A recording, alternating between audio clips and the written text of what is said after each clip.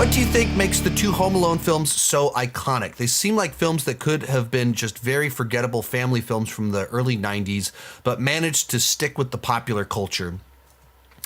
Yeah, I mean, I think sometimes it's tough to identify why exactly do certain movies just kind of cut through. That they're just so elevated and so much more popular and or have so much more awareness in the popular culture than several films that are not too terribly different from them. So what is that about Home Alone that does that? I think some of it is there's just the concept of a child setting booby traps to catch criminals is something that just feels like a great childhood fantasy. It's kids do that stuff all the time and they're trying to figure out how do we catch Santa Claus and what if we did that? And so you have this kid do stuff that almost feels like you could really do it. They're not so elaborate that they're crazy. And some of them are as simple as like put a nail here, ice this down.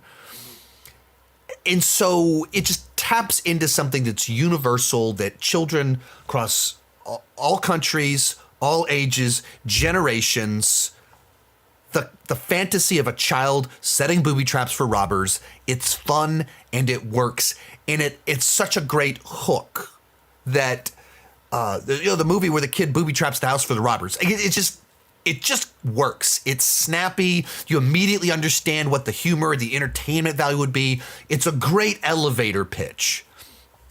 So that's just like what's the hook that grabbed hold of people right away? It's right there. And then from there, you kind of have a once in a generation, one of the all-time great childhood actors in Macaulay Culkin, who just has the it factor that 30 years later, my kids, Cares, my 6-year-old, loves Kevin. He's so fun. He's so cute. Even though on paper, he's horrible to his parents, like bickering, like there's so much bad behavior from the parents and the kids, but there's that it factor. And then you have a script from John Hughes, who just was known for being able to tell a story that has these outrageous elements to them, but just touches on old-fashioned, highly relatable instincts.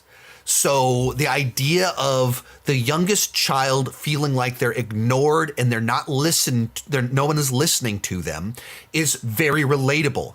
The fantasy of the child that wants to be like, if I was home alone, if I was here, if I was in charge, I don't need all of you. That's a very universal fantasy that children have. That what if your parents were gone and you had the house to yourself, what would you do?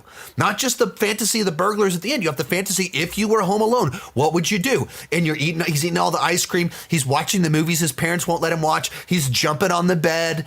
They're all universal fantasies that Hughes is just able to like find those highly relatable little things. And then the final one in there is that it has like a John Williams score. So you even have like it's being fleshed out with this music that is too good for the movie that it's in, or it would be too good for the movie it's in, except the movie is a classic. So they went and got the best composer to do this little family comedy that doesn't. You don't normally do that. Why would you get John Williams for this movie?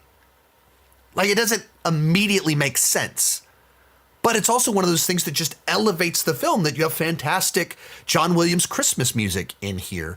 So you throw it all together, that you have one of the great comedy writers of that time with a heart, writes the script, a once-in-a-generation childhood actor, a great two great hooks. A kid left home alone, what would you do? And a kid creating booby traps for robbers. Two different hooks that are both interesting on their own rights in the same movie, and then a John Williams score elevating the whole thing. Most of these clips are pulled from my Patreon live streams. I do about 6 live streams every single month. For $2 per month, $20 per year, you can get access to all the exclusive videos and live streams. For $5 per month, you get your name on my end card. At the top tier, you get a 30-minute video chat with me each month. The link down below in the description has more information.